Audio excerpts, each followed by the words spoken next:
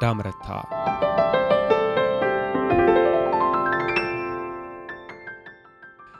መንገዱ ጨርቅ አይደለም። እባብ በለዛፍ ላይ እንደተኛች ነው። ሰይጣን ካምሮዋ ወጥቶ መሄድ አልፈለገም። በአይኖቹ ባላጋራው እግዚአብሔር ክብር ያርፎበታል የሚለውን ቦታ ሲናድ ማየት ጓጓ።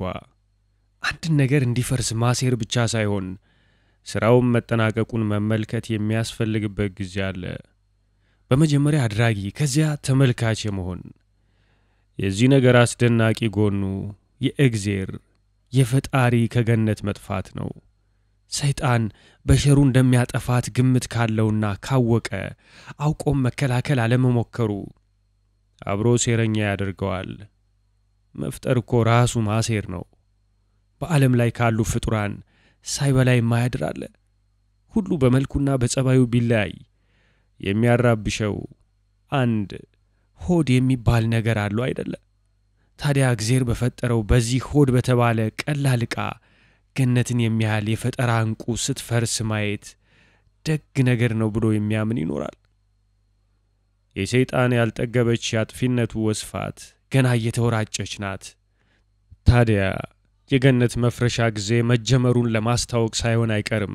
ከላይ እስከታች ነጎድጓድ ተሰማና መብረቅ ታየና ከአድማስ አድማስ ምድርን ከድኖ የሚጥመለመል ከመሃሉ ብርሃን የሚፈልቅበት የሚያምርና የሚያስፈራ ሰማዩን የሚያምስ ዳመናና ጉም መጣ። ብዙም ጊዜ ሳይወስድበት ይሄ ነገር እየተግበሰበሰ መጥቶ በለሷ ዛፍ ትይዩ ሲደርስ ቆመ። በመልካም ጊዜና በደንቡ ከዛ ዳመና ስር አይን የሚያጠናግር ነጭ ብርሃን ጎርፍ መውጣት ነበረበት። ሰይጣን እግዚአብሔርን እንዲጨጉጉ አይቶት አያውቅም። አዳምና ሔዋን እጅ ለእጅ ተያይዘው ወደ መሬት ወድቀው ከእግዚአብሔር ለመሸሽ በዛፍ ተከልለው ፊቶቻቸውን ደፉ። እንደ እሳት የሚንተገተግ መዳብ የመሰለ አንድ እጅ ከጉሙ መሃል ወጥቶ ወደ አዳምና ወደ ሔዋን እያመለከተ ምን ጎድሎባችሁ ከዚያች ዛፍ በላችሁ የሚል ድምጽ መጣ። ሰይጣን የሚያውቀው ድምጽ ነው። ትላንት የሰማው አይነት የሚያውቀው ድምጽ ነው። የድሮ ጌታው እባቡ አንጎል ውስጥ ነው ያዳምጣል። አዳም ቁጭ ብሎ አንገቱን ሰብሮ ፊቱን ደፍቶ በፍርሃት እየተንቀጠቀጠ ይህች ሴት አሳሳተችኝ አለው። ሰይጣን ይሄን ሲሰማ እባብ አንጎል ውስጥ በጀርባው እንደተኛ አፉን ወደ ግራጫው የሞራ ጣሪያ ሰቅሎ እግዚአብሔር እንዳይሰማው ከት ብሎ ሳቀ። የእግዚአብሔርን የጆሮ ችሎታ ያውቃል። የትኛው ከፍታ እንደሚሰማው፣ የትኛው አደነቆረኝ እንደሚል፣ ለጆሮ የትኛው እንደማይደርስ ያውቃል። አዳም ፍሬውን በላ። የመጀመሪያ ኃጢያቱ ትእዛዝ ማፍረሱ፣ ሁለተኛው ኃጢያቱ ማሳበቁ። ከበላ በላ ነው። ከርግማኑ ከቀመሰ ነው። ሴቲቷ ቅባጥሴ ምን አመጣው? እግዚአብሔር ይሄ ሁለተኛው የአዳም ኃጢያት አልታየውም። እግዚአብሔር የቸልተኛነት ይሁን አብዝቶ የመታገስ በሽታ አለበት። ፈጣን እግዚአብሔር ቢሆን የአዳምን ኃጢያት ሁለት ሊያደርገው ይችል ነበር። ምናልባት ያን ጊዜ በኃጢያት ዝርዝር ውስጥ የተመዘገበችው አንድ ብቻ ስለሆነች ይሆናል። ሲሰለጠን ሲከርም ያ ማን ነው እንጨት ተመርኩዞ በረሃ አቋረጠ የተባለው ሙሴ ምንትሴ 10 እስከሚያደርጋቸው። ያን ጊዜ አምላክ ስራ አዳክሞታል መሰል። ብዙም ንግግር ሳያበዛ ቅጣቱን መስጠት ጀመረ። እርግማኑን በተናገረ ቁጥር የገነት አረንጓዴነትና ውበት እየጠፋ የአዳምንና የሔዋንን ገላ የሸፈናቸው የቀረው ደቃቃ ጸጉር እየረገፈ አየሩን የማይመች የሚያስፈራ ቅርቅር የሚያሰይ ነገር ሰረጸበት። ሔዋንን ሲረግም እንዲህ አላት፣ ማፀንሽን ረግመዋለሁ፣ ምጥሽን አበዛዋለሁ፣ ለባልሽ ታዘዡ እንደተመኘሽው። አዳምን ደሞ ስራ ልፋ ወዝህን ድፋ አለና ረገመው። እግዚአብሔር ግን ያልገባው ከሁሉ የባሰ ሳያውቀው ፍርሃትን መፍጠሩ ነው። የእርግማኑ ቢጋር እያሰፋ ከገነትና ከሰዎቹ አልፎ እባብን ጨመረ። ያ መከረኛ መብረቅ ከየት እንደመጣ ሳይታወቅ እባቧ የተጋደመችበትን የበለስ ዛፍ መታው። እዚያ ገነት ያሉ ፍጡራን ሁሉ እሳት አይተው አያውቁም። ዛፏ ስትቃጠል እባቧ በፍርሃትና በድንጋጤ ዘላ ወረደች። እባብ ዘላ ካረፈችበት መሬት እንደለመደችው መነሳት አልቻለችም። ያለ እግር እንደሆነች ገባት። እሱ ብቻ ሳይሆን ያ የሚያምር ምላሷ ጠፍቶ በምትኩ የተሸነተረ እሾክ ነገር ተጎልጉሎ ወጣ። ከወደቀችበት ሆና ለእግዚአብሔር ለመጮህ ስትፈልግ ያ የሚያምር ድምፅ ከየት ይምጣ? ለደቂቃዎች የእባቡ አንጎል በፍርሃትና በጥያቄዎች ተሞላ። አስቀያሚነት እንደ እርግማን ይሰጣል ማለት ነው።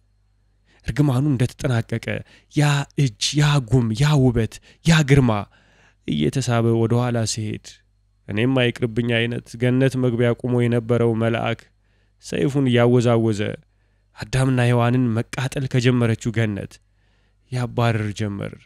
ሰይጣን እባብ አንጎል አእምሮ ውስጥ እየተንደባለለ ከግድግዳ ግድግዳ እየተጋጨ ሊገባው ያልቻለውን ከቁጥጥሩ ውጭ ፈጥኖ የመጣውን ለውጥ በብስጭት ይገመግማል። ከእርግማን ቀጥሎ ማዋረድ። ማዋረድን ምን አመጣው? ማዋረድ ስንቅ መሆኑ ነው ወይስ እርግማን የሚጠናቀቀው ጉርደት ሲለጠፍበት ነው? ወይስ የእርግማን ሆድቃ የመርገምት ይዘት ጭምብል ለብሳ ተቀምጣለች? የምትገርመው የመጨረሻዋ እርግማን ናት። እግዚአብሔር እጁን ጉያው ሰብስቦ ከነደመናው በማይታወቅ በማይታይ ሰማያዊ ጉድጓድ ሲመጠጥ እኔም አይቅርብኝ ባዩ ገብርኤል ይሁን አንድ መልአክ እያጉረመረመ መስማት በሚያዳግት አደንቋሪ ከፍተኛ ድምፅ አዳም ራስሽን ይቀጠቅጣል፣ አንቺም ሰኮናውን ትነክሻለሽ ብሎ እባብን ረገማት። ሰው የእባብን ራስ ቀጠቀጠና ምን ይጠቀማል? እሷስ ሰኮናውን ነክሳ ደም ስሩ ውስጥ መርዝ ረጭታ ምን ይጠቅማታል? የማጣላት ደቃቃ ዘር መነስነስ ራሱ እርግማን ቢሆን ነው እንጂ ፈጣሪ ረጋሚ፣ አባራሪ፣ አተናኳሽ እግዚአብሔር ሁሉን ይችልበታል ቢባል ይሄ ምሳሌ ነው።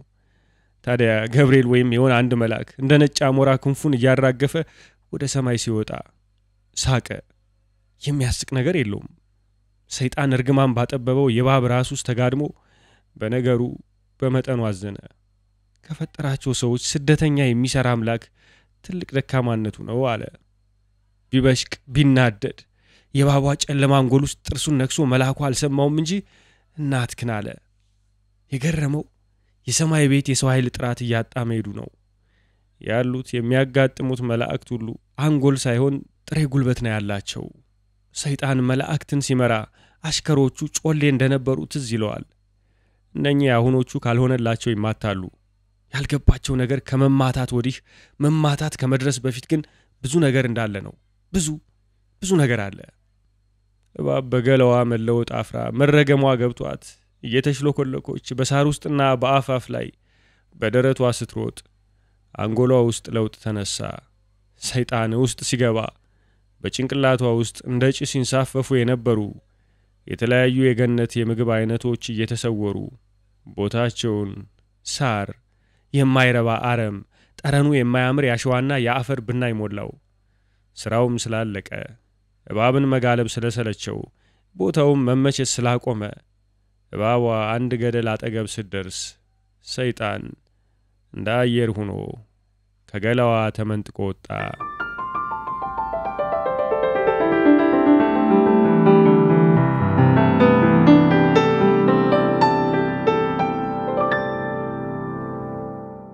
አዲስ ጌታ። ሰይጣን ኃላፊነት እንዳለበት ያውቃል። በምድር ላይ እግዚአብሔር ፈጥሯት የነበረችው ገነት የተባለች አንድ ግዛት ፈርሳ በእጁ ሆናለች። ነዋሪዎቹ የሱ ናቸው። የሱ አገልጋዮች ባይሆኑም የሱ ለማድረግ በጣም ሰፊ ዕድል አለው። አዳምና ሔዋን ሮጠው የተደበቁበትን ቦታ መፈለግ ጀመረ። ፈሪ ሆነዋል። ሰይጣን ራሱን ግርማ ሞገስ ወዳለው ቁመናው ወደ አማረ ነጭ በነጭ ወደ ለበሰ ሽማግሌ ለውጦ መጣራት ጀመረ። አዳም ሔዋን፣ አዳም ሔዋን። የሚመልስለት አላገኘም። መልስ ያልበቀለበት ያ የመጀመሪያ ጸጥታ በቅርታ እንደተኛች ትንሽ ልቧም በቅርታ እንደምትመታ የግልገል ልብ ድምጸት ነበረው። ዞር ቢል ወይም ቆመበት ቢያሽት እና አዳምን በአንድ ጊዜ እንደሚያገኛቸው ያውቃል። ግን የሱን ጥሪ ሰምተው ከልባቸው አቤት እንዲሉት ነው የፈለገው። በዚህ በተረበሹበትና ባልተረጋጋ ሁኔታ ፍርሃት ስላጥለቀለቃቸው ማንንም አምነው አቤት ሊሉ ግን አይችሉም። ሰይጣንን የሚመልስለት ሲያጣ ተስፋ በመቁረጥ ለአመር ዞር ዞር ብሎ ጥቅጥቅ ያለ ቁጥቋጦ መሃል አዳምና ሔዋን ተቃቅፈው አይኖቻቸው በፍርሃት ፈጠው እየራዱ አገኛቸው። ሰማህ አዳም፣ ሴትህን ይዘህ ከዚህ ቁጥቋጦ ውጣ፣ የማነጋግር ነገር አለኝ አለው። ሰይጣን የዚያን አይነት የደነገጠ የፍጡር ፊት አይቶ አያውቅም። የፈራ፣ የተጨነቀ፣ የተጠበበ ምን ሆንኩ፣ ምን አደረግኩ፣ የት ልሂድ የሚል ፊት፣ መናገር የማይፈልግ፣ መነቃነቅ የማይፈልግ፣ መተሳሰሩንም የፈራ፣ መፍራቱንም የፈራ የሰው ፊት። ፍርሃት ለሰው ልጅ የራሱን የሆነ ብቸኛ ገጽ እንደሚፈጥርለት ለመጀመሪያ ጊዜ ተረዳ። ለእሱ ለሰይጣን ይህ አዲስ ዕውቀት ነበር። ማን አንተ? አላዳም እየተንተባተበ። እንግዳ ተቀባይ። ሰይጣን ራሱ ያልጠበቀው መልስ ነበር የመጣለት። ምን አይነት እንግዳ ተቀባይ? ምን አይነት ናችሁ? የተሰደደ የተጎዳ መጠለያ የሌለው ናችሁ። መሰደድ አታውቁም። ዛሬ የመጀመሪያችሁ ነው። ይሄ የገባችሁበት ዓለም እጅግ እንግዳ ነው። ምክር ካላገኛችሁ ትጎዳላችሁ። በመንገድ ሳልፍ ሰይፍ የያዘ ኃይለኛ ፍጡር ሲያባርራችሁ አየሁ። በግንባራችሁም ስትደፉ አየሁ። ስትጮሁ ሰማሁ። ለረዳችሁ መጣሁ። ስማችሁን የሰማሁት ያ ዳመና የመሰለ አስፈሪ ነገር ሲመጣ ጀምሮ ስለነበርኩ ነው። የሚገርም ስም ነው ያላችሁ። የሚገርም ነው። ራቁታችንን ነን። ማንም ሊያየን አንፈልግም አለ አዳም እየራደ። ማን እንደሆንኩ በሙሉ መናገር አያስፈልገኝም። በመጠኑ እንዲህ እንድትሆኑ አስተዋጽኦ አድርጌያለሁ። ነገር ግን አልተዋችሁም። አደጋ ውስጥ አልተዋችሁም አለ። እየተንጠራራ ዙሪያውን ተንዘርፈው ከበቀሉ የኮባ ቅጠሎች በብዛት ዘንጥፎ ወደና አዳም ወረወረና ልበሱት አላቸው። በመጀመሪያ አዳም፣ ቀጥሎ ሔዋን ገላቸውን በሰጣቸው ቅጠሎች ጋርደው ከተደበቁበት ወጡ። ለምን እንድንወጣ አደረከን? ምን ይጠቅማል? አላዳም በመዶረር። ሔዋን ሰይጣንን አተኩራየችውና እስኪ ምላስህ አለችው። ምን? እስኪ ምላስህ። ተይ እባብ ላስህ ልትይ ነው? ይኸውልሽ ካስደሰተሽ አለና ምላሱን አሳያት። ፍሬውን ስበላ የነበረው ፍጡር ምላሱ ያንተ አይነት አይደለም አስታውሳለሁ። አንተ ገነት አልነበርክም። ይሁን አልነበርኩም። ይልቁን ተከተሉኝ አላቸውና ሰይጣን ከከበባቸው አስፈሪ ጫካ እየመራ ወጣቸው። ከሩቅ ከሰማይ በወረደ እሳት የምትቃጠለው ገነት ቀልታ ትታያለች። አዳም ቀና ብሎ አየ። ምን እንደሆነ አልገባውም። ሰይጣን እየሳቀ በጣቱ ወደ ገነት ጠቆመውና ገነታችሁን እግዚአብሔር እያቃጠላት እያጠፋት እንደሆነ አለው። ጥፋተኞች ነን አላዳም በኮሰሰ ድምጽ። ለአፍታ ቀና ብሎ ከሰማዩ ጋር የተቀላቀለውን ጢስ እያየ የሚያስብ መሰለና አንገቱን ደፋ። የክዳቱን ውጤት እንዲያይና በዚህም እንዲጨነቅ ለማድረግ ሰይጣን ደጋግሞ ቢያመላክተውም ለማየት ፍቃደኛ አልሆነም። ሔዋን የሚሰማት ብታጣም ወደ ጢሱ እያሳየች ያ ምንድነው እያለች ጠይቃለች። ሰይጣን የሰማት ቆይቶ ነው። ከሰማትም በኋላ ሊመልስላት አልፈለገም። ገነትን ማፍረሻ መሳሪያ አድርጎ ተጠቅሞባታል። መሳሪያውና አገልጋዩ በመሆኗ ሳይሆን አይቀርም ንቋታል። በተራው መያዝ ወይም ማንበርከክ የሚፈልገው አዳምን ነው። ሔዋን ከስተቷ ብትማርስ፣ ከስተቷ ተምራ ወዳጅነቱ እንዲጠረጠር የሚያደርግ ነገር ብትጠይቅስ? ከገነት ያስወጣህን ጨካኝ ሆነህ ካንተ ጥሩ እንዴት ይጠበቃል ብትለው ወደ አዳም መዞር ነበረበት። የሱ የአገልግሎት ጊዜ ይመጣ ይሆናል። አንድ ሸለቆ ቦታ ሲደርሱ ሰይጣን ሴትየዋና ሰውየው ተቀምጠው እንዲጠብቁት ነገረና ድቅድቅ ያለ ዱር ገባ። ሲመለስ 3 በራሪዎችና በጉያው ብዙ ደረቅ እንጨት አቅፎ ይዟል።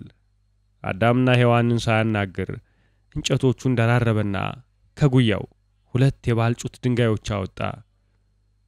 እዩ ብሎ አዘዛቸው። ባልና ሚስቱ ወደ ተከመረው እንጨት እየተንፏቀቁ ተጠጉ። ሰይጣን በስብሰው የኮቸሩ ቅጠሎች ሰበሰበ። ባልጩቱን ደጋግሞ አጋጨና እሳት ሰርቶ አቀጣጠለ። አዳምና ሔዋን እሳቱንና ጭሱን ሲያዩ በፍርሃት ወደ ኋላ አፈገፈጉ። ስሙ እናንተ፣ ይሄ እሳት ይባላል። እሳቱ ሲነድ የሚወጣው ነጭ ነገር ጭስ ይባላል። ቅድም ገነት የተቃጠለችው በዚህ ነው። ያያችሁት ያ ከገነት የሚትጎለጎለው ነጭ ነገር ከዚህ በዛ እንጂ ጭስ ይባላል። እሳቱ ለብዙ ነገር ይጠቅማል። እሱን ቆይታችሁ ታውቁታላችሁ። ይሄ እሳትና የገነት እሳት በጣም ይለያያሉ። ያ የእግዚአብሔር ሀብት፣ ይሄ ግን የናንተ ነው። አሁን ስለ ራበን እነዚህን ዶሮዎች ጠብሰን እንበላለን። የማደርገውን በጥንቃቄ እዩ። ሌላ ጊዜ እንገናኝም ይሆናል አለና ግራና ቀኝ ባላ ባልቾ እንጨት ተከለ። የዶሮዎቹን ላባ ነጨና በባልጩት ሆዳቸውን ቀዶ የውስጥ ዕቃቸውን አወጣ። አዳምና ሔዋን እንደ ልጅ ተገርመው ያዩታል። ከዚያ ዘንግ በውስጣቸው አሳለፈና ሶስቱንም እሳቱ እንዲመታቸው አድርጎ ባላዎቹ መሃል አንጠለጠላቸው። ከጥቂት ጊዜ በኋላ የጥብሱ ጠረን አዳምና ሔዋንን እንደ ሰካራም አደረጋቸው። የሚቦረቡራቸውን ረሃብ ለማስታገስ ዶሮዎቹን ለመቧጠት ከተቀመጡበት ሲነሱ ሰይጣን እየተቆጣ ቢከለክላቸውም ሊያዳምጡት ፈቃድና ልቡና አልነበራቸውም። የመጀመሪያው ቅጣት ሔዋን ላይ መጣ። እሳቱ ጠብሷት መሬት ላይ እየተንከባለለች መጮ ጀመረች። ሰይጣን ሁኔታቸውን እያየ የተቀመጠበት በሳቅ ፈረሰ። አዳም ተቆጣ፣ በሚስቱ መጎዳት ተቆጣ። ስሙ፣ እናንተ የምታውቁት ስለ ገነት ነው።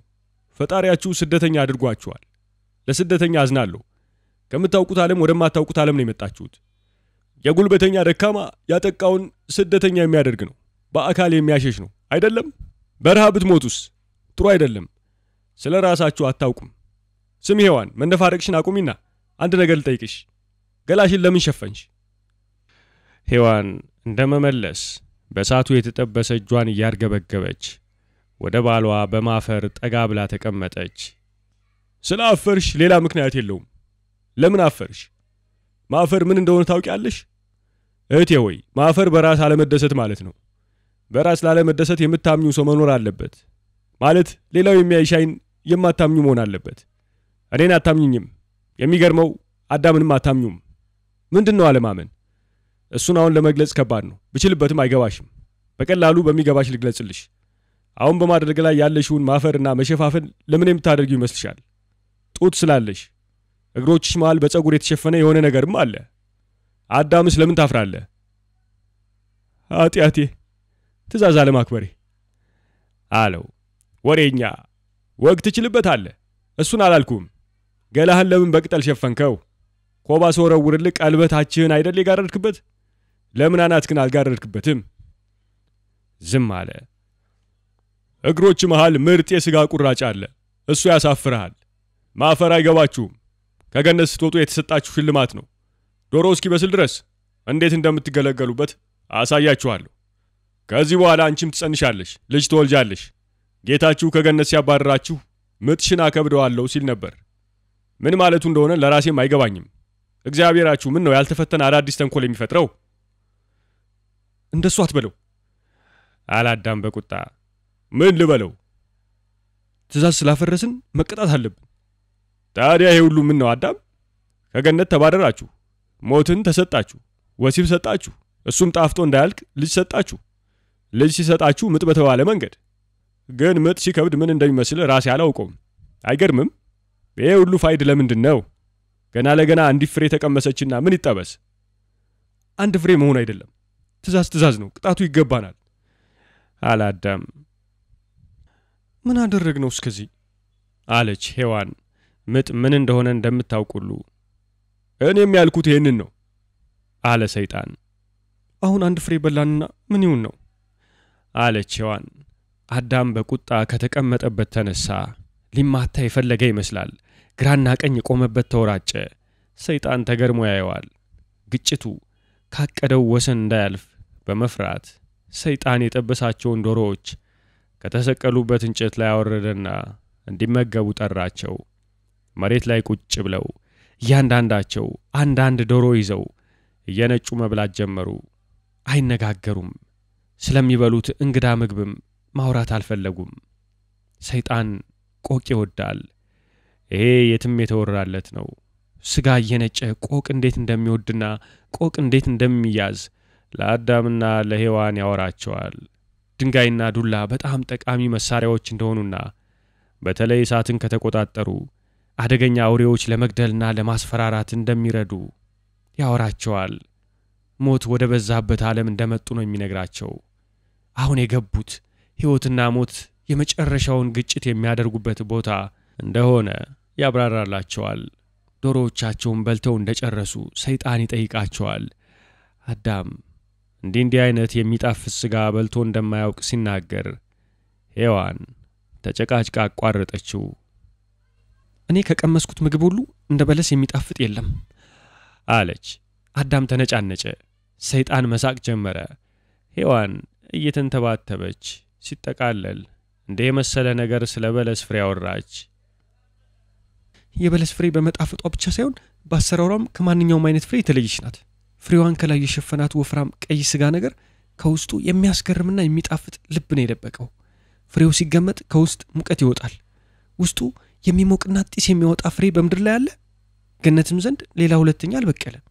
ውስጡ በመሞቁ ብቻ ሳይሆን በመለስለሱም ተወዳዳሪ አልነበረው። ይሄ ውስጡ ያለው ነገር በአይንም ሲታይ ማንንም የሚያደንቀው ውበት ነበረው። ይህን እውነት ሰይጣን መስማት አልፈለገም። እናም መሳቁን አቁሞ የእግዚአብሔርን ፈጠራ የሚያጣጥል ነገር አወራ። ስሙ፣ የእግዚአብሔር ፈጠራ ችሎታ የማዳቀል ችሎታ ነው። እስከ ዛሬ አልገባችሁም? ይቺ አሁን የበላናት አውሬ ዶሮ ትባላለች። እሷን የሚመስሉ ብዙ አዋፍት አሉ። ማየት ትችላላችሁ፣ የሚበሩ የማይበሩ። እግዚአብሔር ይችን ዶሮ የምትበር አድርጎ ይሰራትና ስሟን ቆቅ ይለዋል። በኤሊና በቀንድ አውጣ መሃል ብዙ ልዩነት አለ። ፍየል የሚባል እንስሳ አለ፣ በግ የሚባል እንስሳ አለ። ልዩነታቸው አንደኛው ላት አለው፣ አንዱ የለውም። እነዚህን እንስሳት በየቦታው ታያቸዋላችሁ። የበለስ ፍሬን አሰራር አውቃለሁ። ሽፋኑ ቅርፊቱ የሾላ ፍሬ ነው። እሱን ታዩታላችሁ። ከውስጡ ግን እህል ነው። እግዚአብሔር የሾላ ፍሬና እህል ወስዶን የደባለቃቸው ያገናኛቸው ችሎታው እሱ ነው። በወሬ ሲሰማው ልዩ ጉድ መስሎኝ ነበር። ኒፊሊሞች እንደሱ ሊሰሩ ሞክረው አልቻሉበትም። ገርጃጃ ቀልበቢሶች። እነሱ ባይሰሩትም የበለስ ፍሬ ልዩ ሚስጥር አይደለም። ትኩስ መሆኑና መሞቁ ትንሽ በሰላ አምሮ ቢመረመር ይታወቃል። ትኩስነቱ እሳት ስላለበት ነው። ይሄ የጠበስንበት እሳት ነው። እግዚአብሔር እሳትን እንደ ቅመም የበሰለ ፍሬ ውስጥ ከእህሉ ጋር ቀላቅሎ አስገባ። አያስገርምም? ካለው ነገር ነው የሚሰራው። እጁን በንቀት አመናጨቀ። አንተ ትሰራዋለህ? አለ አዳም። ለምን? አለ ሰይጣን በሽቆ። የእግዚአብሔርን ሥራ ናከው፣ ግን አንተ ትሰራዋለህ? አለው። ምን ላደርግበት? ሾላ ፍሬ ሞልቷል፣ እህል ሞልቷል። እሳቱም ይኸውና ምን ያደርግልኛል? ፈተና ልሰጥበት? እንደናንተ ያሉ መውጫና መግቢያ የጠፋቸው ፍጡራን ልፈትሽበት? ደካማ መርዳት እንጂ ማባረር ጸባይ አይደለም።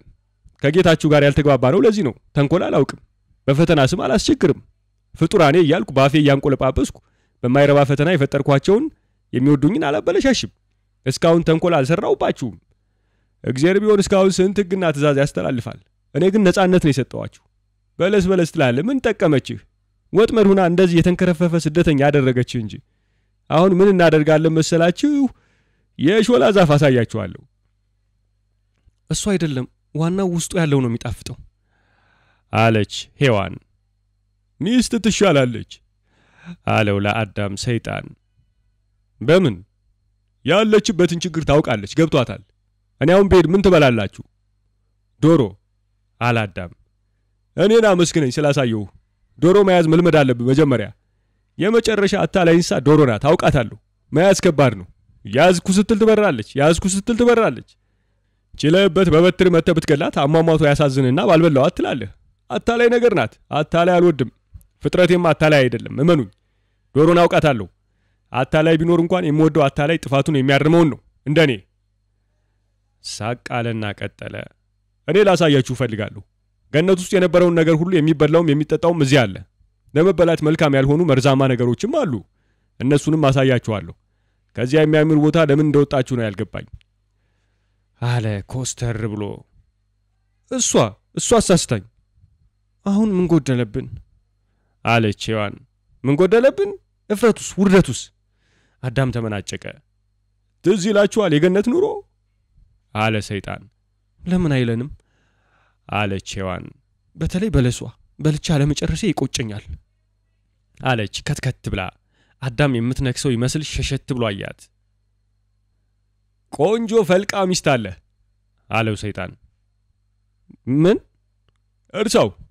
በነገራችን ላይ የማሳያችሁን ከማሳየቴ በፊት አንድ ጥያቄ ልጠይቃችሁ። በጣም ከባድ ዝናብ ቢጥል የሚበላችሁ የሚገላችሁ አውሬ ቢመጣባችሁ ምን ታደርጋላችሁ? ለመሆኑ ከባድ ብርድ ቢሆን ምን ታደርጋላችሁ? አልመለሱለትም። እየተያዩ ዝም አሉ። በመጀመሪያ የመበላት ትርጉም አልገባቸውም። ሁለተኛ አውሬ የሚለው ቃል እንግዳ ሆነባቸው። አልገባችሁም? መበላት ማለት አንተ ይሄን ዶሮ እንደበላኸው አንተን ደግሞ የሚበላህ አለ ማለት ነው። አምላካችሁ የሰራው ጉድ ነው። ምን ታፈጡብኛላችሁ? ገነት የነበሩት እንስሳት ገነት ከፈረሰ በኋላ አውሬ ሆነዋል። ስለዚህ ከመመርመራችሁ በፊት ገና ለገና ገነት እናውቀዋለን ብላችሁ አትመኑት። እሱ ረስቷችኋል። ግን መመርመር ጊዜ ስለሚወስድ የሚሆነውን አሳያችኋለሁ። ቤት ትሰራላችሁ፣ ተከተሉኝ አለና ከተቀመጠበት ተነሳ። የአካል ንቅናቄው የሽማግሌ አይመስልም። ኋላ ኋላውን እየሮጡ ተከተሉት። የአዳምና የሔዋን እግሮች የተሳሰሩ ይመስላል። ሰይጣን ቁጥቋጦ እየገላለጠ ትንሽ ከሄደ በኋላ አንድ ፍርኩታ ፊት ለፊት ቆመ። አዳምና ሔዋን እጅ ለእጅ ተያይዘው ከኋላው ቆሙ። ዋሻ ይባላል። እንደማየው ከሆነ በተፈጥሮ የተሰራ ነው፣ ግን በቂ ጥልቀት የለውም። እናንተ የምታደርጉት ነገር ምንድነው? ትልቅ እንጨት ተወስዱና ጫፉን በዚህ ባልጩ ታሹላችሁ እንደዚህ አፈሩን በዛ እየናዳችሁ ወደ ውስጥ ማጎርጎድ ነው። ይሄ ብቻ አይበቃም። እዚያ ያነደድኩት አይነት እሳት አለ እና እሱን የመሰለ ማታ ማታ ዋሻው መግቢያችሁ ጋር ታነዳላችሁ። አውሬዎች እሳት ይፈራሉ። ማስጠንቀቂያ ልንገራችሁ፣ እንዳትረሱ። እሳቱ መጥፋት የለበትም። እሳት ሲጠፋና ሳይጠፋ ምን እንደሚመስል ላሳያችሁ ፈልጋለሁ።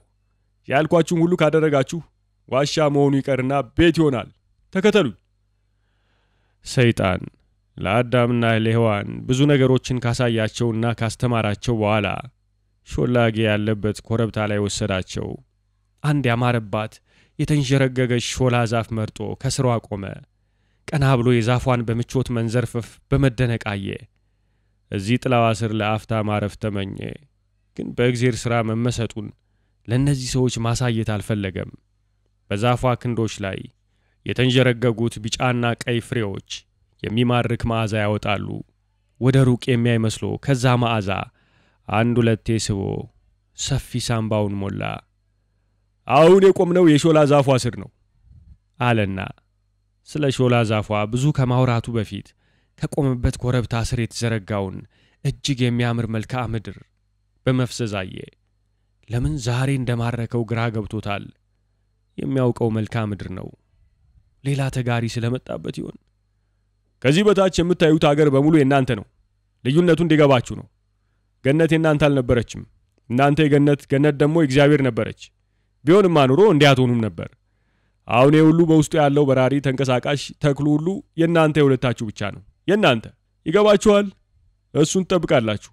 ውስጡ ያለው ማልማት ማጥፋት የራሳችሁ መብት ነው። ንግግሩን አቁሞ ተቃጥላ ጥቁር ጠባሳ የመሰለችውን ገነት በዝምታ አየ። አካባቢው ውበት እንደጎደለበት ገባው። ውበት ይረግፋል፣ ደንብ ነው አለ ድምጹን ዝቅ አድርጎ። አዳምና ሔዋን አልሰሙትም። ወደ ሾላው፣ ስለ ሾላው ልጨርስ። የሚያምር ዛፍ ነው። ግርማ ያለው ይመስላል። ፍሬዋን አይታችኋት እንደሆነ ትንሽ ናት። ፍሬዎቹን ስታዩ ዛፉ ገልጃጃ አይመስላችሁ? ዛፉ የቂልነትና የብልጠት ድብልቅ ነው። አንዲት ፍሬ ወስዶ ግራጁ መዳፍ መሃል አስቀመጣትና ይቺ ፍሬ ብታፈርጧት ወተት ይወጣታል። ወተቱ አይጠጣም። በተረት ምን እንደሚባል ልንገራችሁ? ይቅር፣ ወደፊት ሰሙት ይሆናል። እናንተው ራሳችሁ ተረት ትፈጥሩ ይሆናል። ደካሞች ተረት መፍጠር ይችላሉ። አንድ ነገር መለወጥ ሲከብዳቸው በተረት ያባብሉታል። ወደ ሾላዋ እንመለስ። እዩማ። ሾላዋን ለሁለት ከፈላት። ጠረኗ ከነፋስ ጋር ዙሪያቸውን ፈሰሰ። ሔዋን ከእጁ ነጠቀችው። ሰይጣን ሳቀ። ሔዋን ሰማሽ? መጠኗ አነሰ እንጂ ያንን በለስ አይመስልም አላት።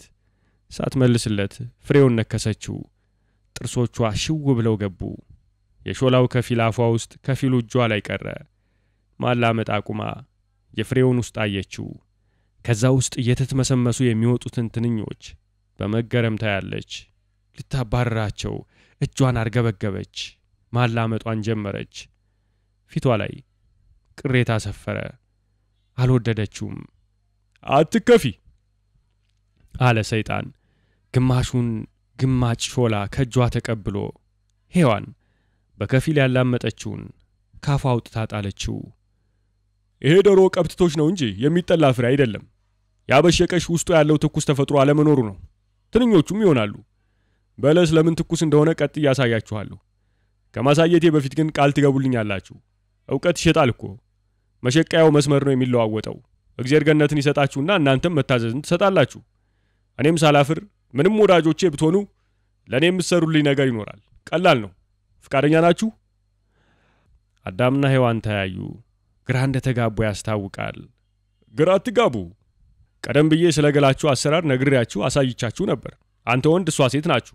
ቅድም እንዳሳየዋችሁ እናንተ ስትተዋወቁ ጨዋሉንና ሴቷ ትጸንሳለች፣ ልጅ ትወልዳለች። ከ9 ወር በኋላ ጊዜውን እርግጠኛ አይደለሁም። በአጭር ጊዜ ግን ቁጥራችሁ ይበዛል። እኔ የምፈልገው የመጀመሪያ ልጃችሁን እንድትሰጡኝ ነው አለ። ሔዋን ዘለል እያለች እሺ አለች። አዳም ሔዋንን ወደ ጎን ገፋ አድርጎ ለመሆኑ ልጅ ምንድን ነው አለው። አታውቅም አለ ሰይጣን ላልጠበቀው ጥያቄ አእምሮው ውስጥ መልስ እየፈለገ። አላውቀውም። ምን ልጅ? አየህ ልጅ ምን ልበልህ? ትንሽ ሰው ነው። እንዳንተ እንደኔ ይሆንና ትንሽ ነው።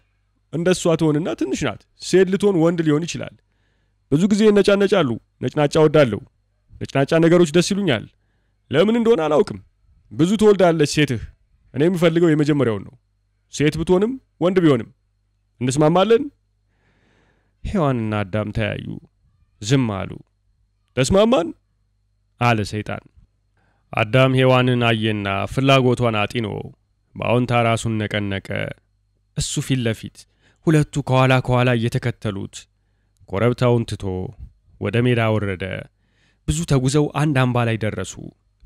አምባው ላይ እንደወጡ ታችታቹን ፊት ለፊታቸው በአረንጓዴ የውሃ ማዕበል የተጥለቀለቀ የመሰለ እጅግ ሰፊ ሜዳዩ።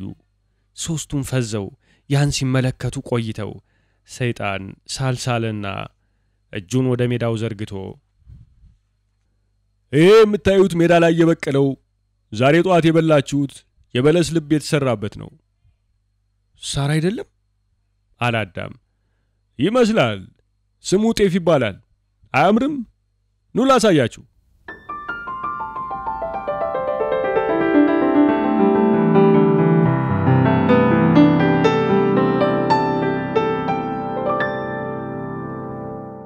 ሰይጣን ተሰናብቷቸው ከሄደ 30 ዓመታት አለፉ። እሱ ተሰናብቼ ሄድኩ ብሎ ቢናገር እንኳን በየጊዜው እየመጣ በህቡ ረቂቅነቱ አዳምና ሔዋንን ያጤናል። ሰይጣን ራሱ የሚወደው ሥራ ማዋት ነው፣ አባ መውጣት ነው። ቀድሞ በመፈጠሩ ያገኘው ጥቅሙ ነው።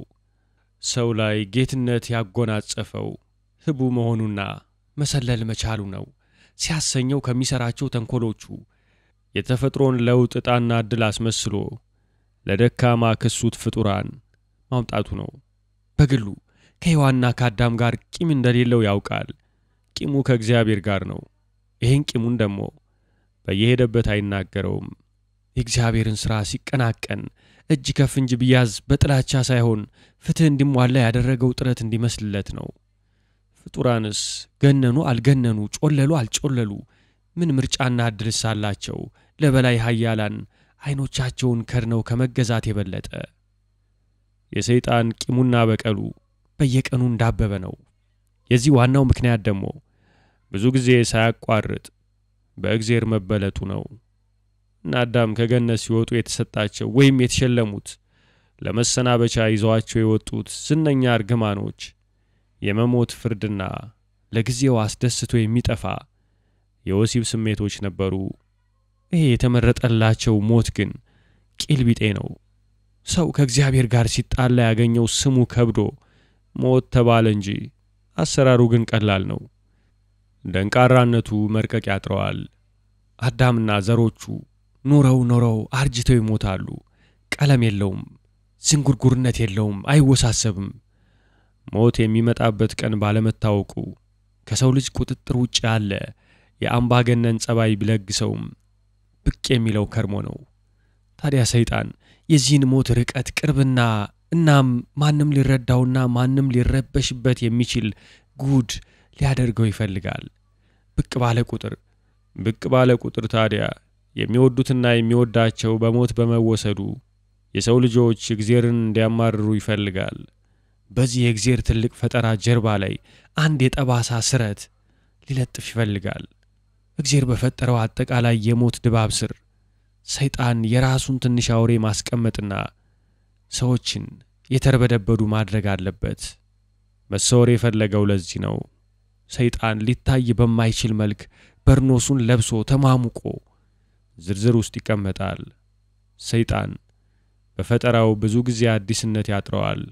ይህን ያውቃል። እግዚአብሔር ምንም ቢያዳቅል ትልልቅ ተፈጥሮ ይሰራል። የሚጓዝበት ጎዳና ነው። አዳምና ሔዋንን የመጀመሪያ ልጃቸውን እንዲሰጡት ሲያግባባቸውና ቃል ሲያስገባቸው በትክክል ይህን አስቦ አልነበረም። ደመነፍሱ ግን በእግዚአብሔር የርግማን ሐሳብ ውስጥ የጎደለ ነገር እንዳለ ነገረው። ርግማኑ ልሙጥ፣ አጠቃላይና ነጠላነት የሚያጥረው መሆኑን የተገነዘበውም በደመነፍሱ ነው።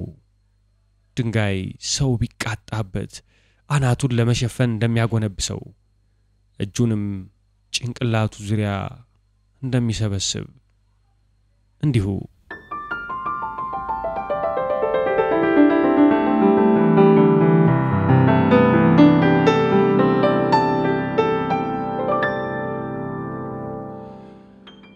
ከ30 ዓመታት በኋላ ሰይጣን ተመልሶ ሲመጣ ያረጀ እንዲመስል ጸጉሩን የውሸት አሸብቶ ግንባሩም ላይ መጠነኛ የቆዳ መስመሮች ሰርቶ መሳጭ አሩግነትን ተከናንቦ ነው። አንድ ቀን አዳምና ሔዋን የሚኖሩበት ቦታ ሲከሰት ከሰጣቸው ዋሻ ገና እንዳልወጡ አየ። ከዋሻው ዙሪያ ቀድሞ ልብ ያላለው ረዣዥም የዝግባ ዛፎች ያሉበት ደን አለ። ከደኑ ካካቴ ይፈነዳል። በስተቀኝ በኩል የበግ በአታና የላም ቧታ ይሰማል። በስተግራ ትንሽ ወንዝ ይፈሳል። ሺብራ ሰማይና መሬቱን ሞልቶታል። ቆቅ ይንካካል። የወንዙንም አንድ ፈረር ተከትሎ የደረቀ ሰንዳፋ ነው። ከዋሻው ወረድ ብሎ ቀድሞ ልብ ያላለው ቅዝቃዜው የሚሰማ ወማ አለ። ከዋሻው በስተላይ የተራራው ዳገት በዞጲ ዛፍ ተሸፍኗል። አንበሶች ከዚያ ሲያገሱ ይሰማል። ከዋሻው አጠገብ የሚያልፈውን ወንዝ ታኮ ብዙ ቁራዎች የፈሰሱበት የደረሰና ያልደረሰ ቋሳ ተዘርግቷል። ወንዙ ላይ የራዛ ክቢ ወተት መስሎ ተኝቷል። የሬም መንጋ እያላዘነ ከወንዙ ወዲያ ያልፋል። ከዋሻው በስተግራ ዝርግ ጥቁር ድንጋይ ላይ አንዲት ነጭ ውሻ ተጋድማ ለቁጥር የሚያዳግቱ ቡችሎች ታጠባለች። ውሻው አጠገብ 20 የሚደርሱ ዳንግሌ በጎች ተጋድመው በጸጥታ ያመነዥካሉ። ዋሻው መግቢያ ከፍ ብሎ ያለ ዛፍ የአፈርና የሳር ዳገት ላይ ተለጥፈው የሚያናውዙ ሺህ ድንቢጦች አሉ። ወንዙ ዳር ከበቀለ ደንበቆና ሙጃ የከብት ሆዋ ይሰማል። አዳምና ሔዋን ለጋ ምሽት ውስጥ እሳት አንድደው ሲሞቁ አገኛቸው። ሰይጣን ቁሞ ካለበት ከሩቅ ሰፊ ሐይቅ መሃል የጉም ቆብ የደፋች ትንሽ የመሬት ቁራጭ ያያል። ጻና መሃል የተኮፈሰው የዳጋ ደሴት ነው። እዛ የምትኖር ከ100 ዓመት በፊት የሚያውቃት የፊሊሞ ውብ ነበረች። አይኖቹን ወደ ዋሻው መለሰ። አዳም አስጨናቂ የወገጥ ዓመታት ያሳለፈ አይመስልም። ገና ልጅ ነው። ያማረ ጠይም ቸብቸቦው ራቁቱን ነው። ትልቅ ሱፍ አላገልድሟል። ሚስቱ ሔዋንም ቁርበት ላይ ተጋድማ ተጠብሰው የጠቆሩ እንጉዳዮች ከኮባ ቅጠል ላይ የለቀመች ትበላለች። እሷም እንደ ባሏ ቀይ ሱፍ አላገልድማለች። የአዳም ጢም እንደ ቆሸሸ ሐረግ ደረቱ ላይ ተንዘርፏል። ሔዋን የተከዘች ትመስላለች። ሰይጣን ከ30 ዓመታት በፊት ያየው የሔዋን ቀልቃላነቷ የበረደ ይመስላል። አገዳደሟ ዘንፋላነት አለበት። የእንጉዳይ አለቃቀሟ እርጋታ አለበት። የዋሻውን በር ጋርደው ሶስቱም ልጆቻቸው ኩልሃ አቤልና ቃየል የበሰበሰ ዛፍ ጉራጅ ላይ ጎን ለጎን ተደርድረው ተቀምጠዋል። ዋሻው ፊት ለፊት ሳሩ የተገጠበ ሪም ላይ የእንስሳት ቀንድና አጥንት ተከምሯል። ሰይጣን ከፍ ባለ ድምፅ ሰላምታ ሰጥቶ ወደ ዋሻው አፍ ሲቀርብ አዳምና ሔዋን አይተውት ከመቅጽበት የገቡለት ቃል ትዝ ብሏቸው አሉበት ፈዘው ቀሩ። ሔዋን ከተጋደመችበት ተነስታ አዳም ጎን ተቀመጠችና ጥቁር ባህር የሚወርድበት የመሰለ አናቷን አዳም ትከሻ ላይ ጣል አድርጋ ሰይጣንን ሳይሆን የሚንቀለቀለውን እሳት አተኩራ ማየት ጀመረች። ጤና ይስጥልኝ ሔዋን፣ ጤና ይስጥልኝ አዳም፣ ደህና ናችሁ ለመሆኑ? አለ ሰይጣን እየሳቀና ወደ ከበቡት እሳት እየተጠጋ። የሚንቀለቀለው እሳት አምስቱም ፊት ላይ ጥላና ብርሃን እያዘባረቀ ይጥላል። መልስ አልሰጡትም። ገና የሚስቅ ገጹ ላይ አይኖቻቸው ሲያርፉ አዳምና ሔዋን መናገር እንደሚችሉ ረሱ። ተቀመጥ አይባልም አላቸው ሰይጣን ጥርሶቹን እንደገሸለጠ። አቤል ድምጹን ከፍ አድርጎ ጠጋበልና ሳትሙቅ ጊዜው ይበርዳል አለ። ጎኑ መሬት ላይ የወደቀ ግንድ ባይኖቹ ያሳየው። ሰይጣን በፈገግታ አየው። ጥሩ ጎበዛዝት አድርሳችኋል፣ መኩራት አለባችሁ አለና የአቤልን ግብዣ የናቀ አይነት ሂዶ የቃየል ጎን ተቀመጠ። የተረሳ መስሎን ነበር አለ አዳም በመጨነቅ በመጠበብ። ምኑ አለ ሰይጣን ነገር እንዳልገባው። አዳምና ሔዋን ተያዩ። ሰይጣን ከት ብሎ ሳቀ መገረማቸውን ለማደፍረስ። ለመሆኑ አዳም ያ ያሳየዋችሁን ሳር ምን አደረጋችሁት አላቸው። መናገር የፈለጉ አይመስሉም። ለምን መጣ አለ አዳም ጥያቄውን ሳይመልስለት። ተው አዳም፣ ቃል ተገባብተናል። ከ30 ዓመት በፊት ቃል የገባችሁልኝን መቼም ትፈጽሙልኛላችሁ ብዬ ገምታለሁ። እናንተ የእግዚአብሔር ሰዎች ናችሁ። ሌላው ተንኮለኛ አለ ቃሉን አጥፊ። እናንተ ይሄ አይነት ጸባይ ሲያልፍ የማይነካችሁ የእግዚአብሔር ፍጡራን ናችሁ። አንችልም አለ አዳም። እሱ እንኳን አይሆንም፣ ቃል ነው። ነገሩን አነሳው እንጂ ቃልን መጠበቅ መሸነፍ አይደለም። በነገራችን ላይ የሚበላ የሚጠጣ የላችሁም? ከሩቅ አገር ነው የመጣሁት። እንግዳ መቀበል አታውቁም? አዳም ተለውጣል፣ በጣም ተለውጣችኋል። ምንም አታገኝም፣ አታለህናል። አያውቁም የዋህናቸው ብለህ አታለህናል። ያ ጥሩ አይደለም። ልጆችን እግዚአብሔር ይጠብቅልኛል። አዎ እሱ ይጠብቅልኛል አለ አዳም በብስጭት ጭቃና አመድ ባቆሸሸው አመልካች ጣቱ ወደ ሰማይ እየጠቆመ። ሔዋን ከተቀመጠችበት በዝምታ ተነስታ ወደ ዋሻው ጀርባ ገባች።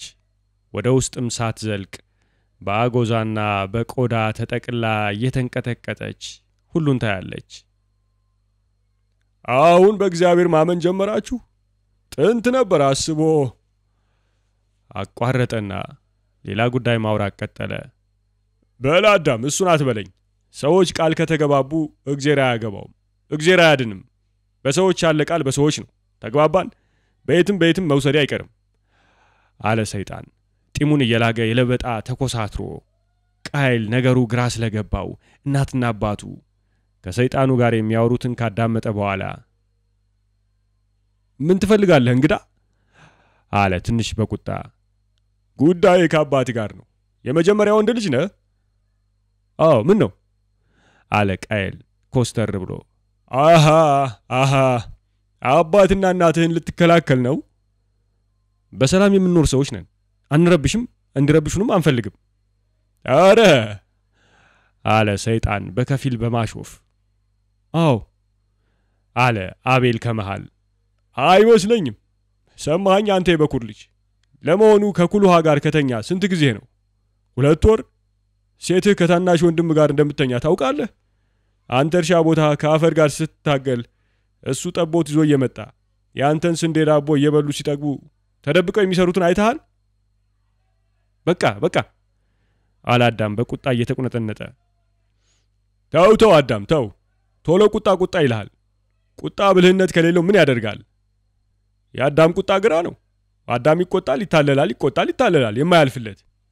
ምን እንደሚባል ታውቃለህ? ተተርቶብሃል የአዳም ቁጣ ተብሎ። ምን ማለት እንደሆነ ታውቃለህ? ሳያቋርጡ መቆጣትና መታለል። ዘሮችን እንደዛ ይሆን? ትልቁ ልጅም ያንተን ሳይወርስ አይቀርም። ለማንኛውም ቃል ከተገባ መሆኑ አይቀርም። ቃልህን ልሰማ መጣው እንጂ ጥሩ አልነበረም የሰራው ስራ አለችው ሔዋን ወደ አዳም ጎን ተጠግታ ራሱን እየዳበሰች። እሱን ጨርሰነዋል። አላለቅም አለ አዳም ከተቀመጠበት ተነስቶ በእግሩ የሚቀጣጠል ትልቅ የጉቶ እንጨት እየመታ። ፍም በየቦታው ተበታተነ። ልጆቹ ከተቀመጡበት ተደናግጠው ተነሱ። አላስተዋለም። በሰይጣን አቅጣጫ የተፈናጠሩት ቀለም ሲሶች ጤዛ ሆነው ሲወድቁ። ምንድነው የሚፈልገው? አለ ቃየል። ሊወስድ ይፈልጋል አለ አዳም። ውሸት ውሸት አለ ሰይጣን ከተቀመጠበት ተነስቶ። ውሸት! ቃላችን ንግግራችን ነው የሚወስድህ። ከ30 ዓመት በፊት ከአባት ጋር የመጀመሪያ ልጁን ሊሰጠኝ ተዋውለን ነበር። ዛሬ ቃሉን ሊክድ ዳድራር ይላል። አንተን የመሰለ ጎረምሳ በውሸታም አባት የሚያድግ አይመስለኝም ነበር። ይሆናል ለካ አለማወቅ አለመብሰሌ። ቃየልና አዳምን እያቀያየረ አያቸው። ቃየልና አዳም ተያዩ። ቃየል ፊቱን መለሰ። ጸጥታ ነገሰ። እሳቱ እየተንጣጣ ይቀጣጠላል። ቃየል ሰማ ልጄ፣ ልጅ መውለድ ምን እንደሚመስል አላውቅም ነበር፣ እኔም እናትህም። ቃየል ፊቱን መልሶ አባቱን በቁጣ አየውና ስለዚህ እኔን ነው የምታሸሹ? ለዚህ ነው ለኔ ከባድ ስራ የምትሰጡ? ስራ ቦታ ይስውል ከኩሎሃ ጋር አሽሼ ገዳሚ ልትሉ? በልባችሁ ከለታት አንድ ቀን ትቻችሁ እንደምሄድ ታውቁ ነበር ማለት ነው። እኔ ላይ የተደረገውን ሴራ ታውቁ ነበር። አስቀያሚ ያላችሁ የምታሸሹ ለካስ ሌላ ጉድ አቀናብራችሁልኝ ነው። አንተስ አቤል ታውቅ ነበር አይደለም? በፍጹም ጋሼ። እሱም እንዳንተ መስማቱ ነው አለች ሔዋን። ውሸት! ለምን አምናችኋለሁ? እስካሁን ከኖርኩት ውጣ ውረድ እንደማትወዱኝ መገመት ይችላሉ። ለካስ አባት በድብቅ አዘጋጅታችሁልኛል። ነገሩ ሲታወቅና ቀኑ ሲደርስ ያለ ፈቃዳችሁ ያደረጋችሁ ታስመስላላችሁ። አረ ቃየል በእግዚአብሔር አለች ሔዋን። ምን በእግዚአብሔር ትኛለሽ? ይልቁን ለዚህ ለእንግዳው ለአባቴ የሚበላ የሚጠጣ አምጪለት። አታስመስሉ። የተከፋችሁ አታስመስሉ። በየሚጠጣ አምጪለት። የማርሰው እኔ፣ እህሉ የኔ። ቃየል ከተቀመጠበት ተነስቶ ተንቆራጠጠ። ተው እንጂ ቃየል ተው እንጂ፣ ስነ ስርዓት ያስፈልጋል። ስነ ስርዓት? የምን ስነ ስርዓት? በምንድን ነው የሸጥከኝ ለመሆኑ? የምን ውል ነው? እንስማው አለ ቃየል። ሰይጣን ተረጋግቶ ደስታውን አንጀቱ ደብቆ የሁሉም ፊት እየለዋወጠ ያያል። አለመተማመናቸውን አየ። አለመተማመን የሞት መጀመሪያ ነው። አለመተማመን ያ ረጅም ጎዳና ነው። ሞት ተረጋግቶ የሚጓዝባት ያቺ ጎዳና ናት። ግጭት ተጸንሶ የሚወለድባት፣ ቂም የሚያብብባት፣ ይቅርታ የሚሰወርባት። ሰይጣን ያያል። አይኖቹ ስር የሚፈልገው ስርዓት እየተገነባ ሲንጀረገግ። አዳም በእፍረት አንገቱን ሰበረ። ሰይጣን ረጋ ብሎ ከ30 ዓመታት በፊት የሆነውና ከወላጆቹ ጋር የተዋዋሉትን ጉዳይ እየደመረና እየቀነሰ በሚመቸው መልክ ባጭሩ ለቃየል አወራው። ቃየል እንደ ወፈፌ ሆነ። አንድ ጊዜ ወደ ዋሻው እየተራመደ፣ አንድ ጊዜ የዛፍ ግንድ እየደበደበ። ለሆድ ሸጣችሁኝ? ለሆድ? ስማ ቃየል፣ እንደዛ አይደለም፣ ለሆድ አይደለም አለ ሰይጣን። በል ዝም በል። አሁን ራስህ እያልከኝ ለምን ተሰጠው ሊባል ነው? ለምን ተሰጠው ልትለው? ከዚያ በላይ ነው። ቅድም እንዳወራሁት አባትና እናትህን ከገነት ያስወጣቸው ሆድ አይደለም፣ ጉጉት ነው። አንተን ለኔ ያዋዋላቸው እንዲሸልሙኝ ያደረጋቸው ጉጉት ነው። አታቅለው። ሆድ በተገኘው ይሞላል። ጉጉት ግን ያን የፈለከውን ካላገኘህ አይበርድም። የሰው ልጆች ድክመትና ጥንካሬ ነው። ከቀናህ ጥንካሬ ይሆናል፣ ካልቀና ድክመት ይሆናል። ይልቁን መነጫነጩን መነታረኩን እናቁምና ከሩቅ መንገድ የመጣው ሽማግሌ ነኝ፣ እሉ አበሉኝ። ግን ይሄ ጉጉት ፈጠረ የተባለውን ጉድ ባይወዳለሁ የት አለ? አለ ቃየል። እኔም ባይወዳለሁ አለ ሰይጣን። ምን? አለ ቃየል። ባይወዳለሁ። አዳም ግራ ተጋብቶ ሰይጣን ላይ አፈጠጠ። ምን ታየኛለህ? አለው ሰይጣን ከተቀመጠበት ተነስቶ። ለምን አላይህም? አታውቁምና ነው? ውሸታም ሰው ነህ። ቆይ እኔ አልዋሽም። እግዚአብሔር እናንተን ሲፈጥር በአምሳሉ ነው። ምን ማለት እንደሆነ ታውቃላችሁ? እንደሱም መስራት ትችላላችሁ ማለት ነው። በራሳችሁ ማምሳል ፍጥሩ መፍጠር ትችላላችሁ ማለት እኮ ነው። ይኸውማ ትልቁ ልጅን ያን ጊዜ ካረሳችሁት እግዚአብሔር ነገሮች ሲፈጥር አዳቅሎ ነው ብያችኋለሁ። ይደባልቃል፣ የነጠረ አይደለም ብያችኋለሁ። ሰብሉን አሳዩአችሁ። እኔ በተቻለኝ አቅም እንዴት እንደሚፈለፈል እንዴት እንደሚዘራ አሳዩአችሁ። ከዚያ በኋላ በለሷን መፍጠር የራሳችሁ ጉዳይ ነው። 30 ዓመቶች ሙሉ ስታርሱ የበለሷን ልብ አልሰራንም እንዳትሉኝ አለ ሰይጣን። የምን እርሻ ነው? አለ ቃየል። አልገባህም? የተሸጥክበትን ዕቃ ራስህ ስታዘጋጀው ነበር አለ ሰይጣን። ምን ማለቱ ነው ይህ ሽማግሌ? አለ ቃየል። ቀስ ቀስ አለ ሰይጣን። የቃየል አባባል ያስደነገጠው መስሎ ትልቅ ሴራን የተሰራብኝ ማለት ነው። አሳዩኝ እስኪ። በገብስ ሸጥከኝ፣ በሽምብራ፣ በምስር፣ በበቆሎ አለ ቃየል። በጤፍ አለ ሰይጣን ድምፁን ዝቅ አድርጎ ፊቱን ወደ መሬት ደፍቶ ልክ ሚስጥር እንደሚናገር። ምን በጤፍ? አለ ቃየል ደንግጦ። አዳምና ሔዋን ፊታቸውን ወደ መሬት ደፉ። በጤፍ ምን ነው? ምን አለበት? አለ ሰይጣን ቀና ብሎ የውሸቱን ፊቱን ኮስተር አድርጎ። በጤፍ ጉድ አለና ቃየል በተስፋ መቁረጥ ከቆመበት መሬት ላይ ቁጭ አለ። እንየዋ አለ ሰይጣን ወደ ሔዋን እያየ። ከሚነደው እሳት ነበልባሉ የሚንቀለቀል ጉልጥምት ይዛ ወደ ዋሻው ጀርባ ገባች። የምትሰራውን ለማየት እስከ ደጃፉ ድረስ ተከተላት። ከጥቂት ጊዜ በኋላ በጠፍጣፋ ሸክላ ላይ የተከመረ ነጭ የጤፍ እንጀራ ይዛ ተመለሰች። አይዞ ቃየል፣ እኔ ስወስድህ ነፃ ሰው ትሆናለህ። እኔ ስወስድህ ልብህ ይረካል።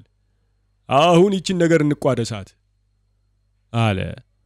ሔዋን ፊቱ ጥላለት የሄደችውን ሰፊ ቀራፎ እያየ መመልከቻና እህሉን ማጥኛ በቂ ብርሃን ለማግኘት ጠፍጣፋውን የሸክላ ሳህን ከዋሻው ጥላ ስር ይዞት ወጣ። ሲያዩት ያምራል። ለመሆኑ ይሄ የፈጠራ ስራችሁን ስሙን ማን አላችሁት? አለ እየሳቀ ቀና ብሎ የእንጀራውን ጉብታ ነካካና ከላዩ ጣል የተደረገውን ሐር የመሰለ ቁራጭ አንስቶ ከስር የተወሸለውን ነገር በአይኖቹ አጠና። ከቁራሹ እንኩሮ ስር በበርበሬ የደመቀ ለጋ ቅቤ ውስጥ የተነከረ ትንሽ የፍርፍር ክምር አየ። ከቆመበት ዛፍ ስር እጁን መሃል ካስቀመጠው ሸክላ ሳህን ላይ ጢስ ሲነሳየ ወደ አፍንጫው ወስዶ በቀስታ ሸተተው። ቀና ብሎ ወደ ዋሻው አየ። ሁሉም አፍጠው ይታዘቡታል። በይሉኝታ ከእንጀራው ቆርሶ ከፍርፍሩ ክምር ባውራ ጣቱ ንዶ በእንጀራ ጠቀለለና ጎረሰ። የገባው ነገር በዚያች አፍታ የበላው ምግብ በፍጹም እንደ በለስ ልብ እንዳልሆነ ነው። ቅርጹ የበለስ ልብ ይመስላል እንጂ የገመተውን ያህል አለማማሩ ነው፣ አለመጣፈጡ ነው። ለመናገር አፉን ሲከፍት ዝም ብለህ ብላ አለ አዳም። እዩ ይሄማ ጥሩ አይደለም፣ የሚያሳፍር የለውም። እንዴት ቢሰራ ብትነግሩኝም ሚስቴን ላስተምራት እችላለሁ። ክፋት የለውም። ባትነግሩኝ ምን ይለውጣል? መስማቴ አይቀር። ወሬ ከነፋስ ቀድሞ ይጓዝ የለ። ወሬ እንደሚባለው ከርግማን ይፈጥናል። ከምትወደው ወሬ ስማው ብላና ይውጣልህ አለች ሔዋን እየተመናጨቀች። ማወቂ አይቀርም፣ ያቀያይመናል እንጂ። ያቀያይመናል፣ ተቀያይመናል እንጂ በቅቶናል አለ አዳም። አይ አዳም፣ ከአምላክህ ተቀያየምክ፣ ከኔ ተቀያየምክ። ወዳጅ የሚያስፈልግበት ምድር ላይ ነው ያለው። እስኪ የሚስትህን መረቅ ልቅመስ። በነገራችን ላይ ሔዋን እያማረባት ነው። ወላድነት ያሳምራል መሰለኝ። ወይስ አርግዘሻል? እስኪ ልቅመሰው ይህን እህል። ቶሎ በል ተጥፋ አለች ሔዋን ዋሻው በር ላይ እንደቆመች ዘንግታ በእጇ የያዘችውን ጉልጥምት ወደ እሳቱ ውስጥ እየወረወረች። ቀስ ሴቲቱ ቀስ። ሴቷ ነበር የሚልሽ ፈጣሪሽ። ምን እንደሚያበሳጭ ነገር አለ? በጣም የሚጣፍጥ እህል ነው። አይኖቹን ጨፍኖ ማላመጥ ቀጠለ። ጣዕሙን እየፈተሸ እየመሰለ በጣዕሙ የተመሰጠ እየመሰለ። በምን ተሰራ? ቅመም ለመዳችሁ? ትንሽ ያቃጥላል፣ ማቃጠሉ ነው ዋናው። ቅቤም ለመዳችሁ? ጎበዞች ናችሁ፣ ብሩህ ናችሁ። እውነትም የእግዚአብሔር ምስል ናችሁ። ኩሉሃ ስለ እርግዝናሽ ልጠይቅሽ። ምን አገባ ደግሞ? ሌላ ልጅ ፈለግ? አለ አዳም። ይቅርታ ልጅ በላ አይደለሁም፣ ነጋዴ ነኝ። አንዳንዴም ፈላስፋ ነኝ። ስለ እርግዝናሽ ከአቤል ነው ያረገሽው አይደለም? አለ ሌላ ጉርሻ አፉ እያስገባ እያላመጠ በማሾፍ ፈገግታ ሔዋንን፣ አዳምንና አቤልን፣ ቃየልን፣ ኩሉሃን እያቀያየረ እያየ። አላረግስኩም አለች ኩልሃ። አትዋሽ ያስታውቃል፣ ሆድሽ ገፍቷል አላት። ቃየል የተቀመጡትን ቤተሰቦቹን እያቀያየረ ተመለከተና መሬት በጥፊ መታ። ምን አበሳጨ አለ ሰይጣን ነገር እንዳልቀሰቀሰ። ምን ይደረጋል? ማንን ልመን አለ ቃየል በብስጭት። ስለምኑ አለ ሰይጣን እንደ ደንቆሮ። በጤፍ ሸጡኝ እንደገና ምን ነው መናገር ፈራ አለ እንዳልገባው። ቃየል ወደ ኩልሃ ተጠግቶ አጎዛዋን ገልጣ ሆዷን ልታሳየው ጠየቃት። እምቢ አለችው። እህትን እንዴት ያን አይነት ነገር እንግዳፊት ትጠይቃለህ? አላዳም ከተቀመጠበት በቁጣ ተነስቶ። ቢሆንም እውነት የተገኘበት ቦታ መውጣት አለበት አለ ቃየል በመናደድ። መኑ ነይጠብብ ማዳም ወስተ በብሲት የተባለውን አልሰማህም? ታሪካቸውን አባትና እናት አልነገሩም እንዴ? ይወራል ባገሩ፣ ያልሰማ የለም። ይሄ እኮ ቀላል ነው ልጄ፣ ኃጢአት ካሁን በኋላ ደንብ ነው አለ ሰይጣን እንደ ብርሃን የፈገገ ጥርስ እያሳያቸው። ቃየል ገላመጠው። ቆይ የማልወደው ነገር ሰው ሲጣላና ሲጎዳ ማየት ነው። ያጣላችሁን ነገር ለምን በግልጽ አልተናገሩትም አለ ሰይጣን አሁንም እንዳልገባው። ምን አገባ? ጥፋ አንተ ሽማግሌ አለ ቃየል። እሄዳለሁ ቢያንስ የዚህን ስም ንገሩኝ፣ የምበላውን ነገር ስም ንገሩኝ አለ ወደ ማዕዱ በረጠበ እጁ እያመለከተ። ጤፍ እንጀራ ፍርፍር ይባላል አለ ቃየል በንዴት። ጥሩ፣ በጣም ጥሩ፣ እንጀራ ፍርፍር። ልንገራችሁ፣ የመጨረሻ ርካሽ ነገር፣ የመጨረሻ ውድ ነገር በእንጀራ ፍርፍር መሸጥ መለወጥ። እኔ ግን ጥሩ ዕቃ የለወጥኩ አይመስለኝም። እጁ ላይ የተለወሰውን ቅባት በልብሱ ጠረገ። ምን ታወራለህ? ሂድልን፣ ተውን በሰላም አላዳም። ሰይጣን ከተቀመጠበት ተነሳና ልብሱን አራገፈ። ለመናገር እንደፈለገ ሁሉ ሳሉን ሳለ። አዳምን፣ ሔዋንንና ልጆቹን በየተራ ገላመጠ። የሚገርመኝ እንደናንተ ያሉ ደካሞች እንዴት ይህችን ዓለም አሸንፈው መኖር እንደሚችሉ ነው። የሚገርመኝ ካልጠፋ የተባ ፍጡር አምላካችሁ እናንተም መፍጠሩ ነው። እውነት እላችኋለሁ አልቻለበትም። እዚህ አባትና እናት ልጃቸውን በፍርፍር የለወጡ፣ እዚህ መሸጡን ያላወቀ አስቀያሚ ቅል፣ እሱን እዚህ በከባድ ሥራ ጠምደው መልከ መልካም ብለው ያሉት ታናሽ ወንድሙ ሴቲቱን በሚስጥር እንዲያስረግዝ የሚያደርጉ እናትና አባት፣ እዚህ የማይረባረኛ ወንድሙን ለሴት የከዳ ይሄ ነው ይሄ በእጁ ያሳየ ቤተሰብ ነው ተባስቶ ዓለምን የሚሞላው። ለማንኛውም ቃየልን ወስጄዋለሁ። እኔም ወስዱበት መንገድ አለ። አብሮኝ በአካል አይሄድም፣ ግን ወስደዋለሁ። ለእናንተም ለሌላም ራስ ምታት አደርገዋለሁ። ትንሽ ከእናንተ እሱ ይሻላል፣ መሸፈት ይችላል። የእናቱ ጥቂት ደም አለበት። በሉ ብዙ አወራሁ፣ ተናደሩ አለና ወደ ደኑ በቀስታ እየተራመደ ገባ። ከኋላው ሔዋን ትጮኻለች። ያንሳህቴ የሚያነሳ ያንሳህ፣ ጅቡ ይብላህ እያለች። ሰይጣን ከነሱ አይን ከተሰወረ በኋላ እየሳቀ በወንዝ ላይ ይራመዳል። ጨርቁን ገፎ ወደ ሰማይ ለመብረር ይነሳል።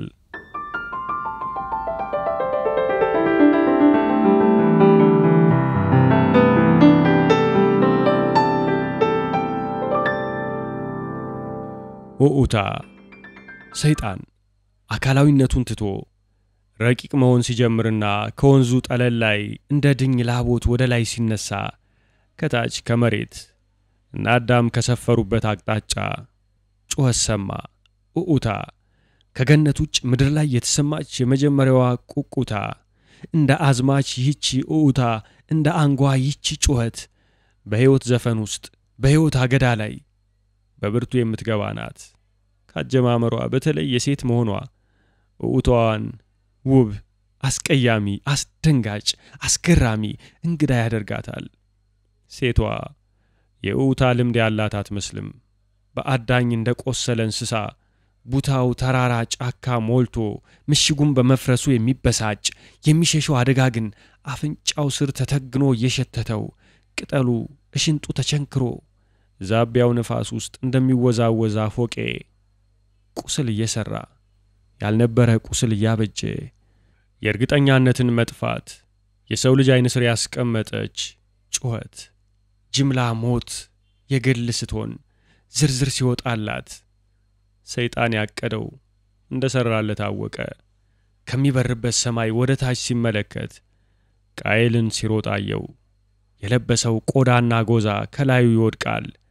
በአናቱ ላይ የሰካው የሳር ቆብ ብቻ ሲቀር እጆቹን ወደ ሰማይ ዘርግቶ አፍረቱን ጥሎ እንዳበደ ሁሉ በእርሻ መሃል ይሮጣል። የሰራው ሥራ ጨካኝ ግን ቀላል ነበር። ሔዋን ኮረብታ ደርዝ ላይ ቆማ ሁለቱንም ክንዶቿን ፊት ለፊት ዘርግታ እየየዋን ትለቃለች። የመጀመሪያው የለቅሶ ግጥም ከኮቸሩ ከንፈሮቿ በምሽት ንፋስ ይጠለፋል።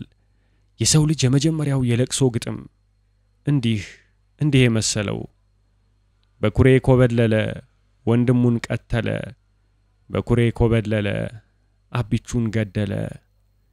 ጎፈሬዋን ነፋስ ወደ ጀርባዋ ይገፋዋል። አዳምም ትከሻዋ ላይ እጁን አስቀምጦ መሬት እያየ ገላው በለቅሶ ይርገፈገፋል። ያገለደመው ለምድ ወገቡን ለቆ መሬት ላይ ተሰብስቧል። ራቁቱን ነው። በዝምታ ተኝተው የነበሩ ውሾች በድንጋጤ ተበታትነው ያላዝናሉ። ቡችሎች ተረብሸው መሬት ላይ ወዲያ ወዲህ እየተንከባለሉና እየተርመጠመጡ ያለቅሳሉ። የደነበረ የጎሽ መንጋ ሙጃና ፊላ እየጣሰ ይሮጣል። ከውሃው ያልገባ ሞርስ ወደ ሰማይ አንጋጦ ያጓራል።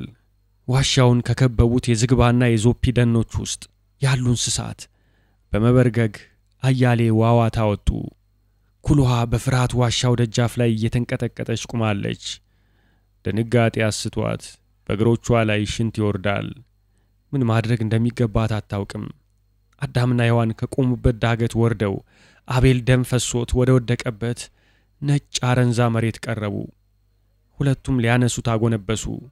ነፍስ የሌለው የአቤል ገላ አዳም ክንድ ላይ እንደ ትኩስ ጤፍ እንጀራ ተዘለሰ። ልጄን ገደለው፣ አቤልን ገደለው። ምን ሆንክ? ምን ነካ ቃየልዬ? በኩሬ ኮበለለ ወንድሙን ቀተለ፣ በኩሬ ኮበለለ አቢቹን ገደለ ትላለች ሔዋን። እንዲህ ሲሆን ሰይጣን አዳምን ቀርቦ አላየውም። ልቦናው ቃየልን መንጠቁ ላይ ነበር። በዚህ ምኞቱ ሰክሮ ቸለል ሲል አዳምን ልብ ብሎ አላየውም።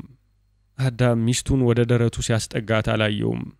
አዳም ሔዋንን ወደ ደረቱ አስጠግቶ አቅፎ ሲያዝን አላየውም።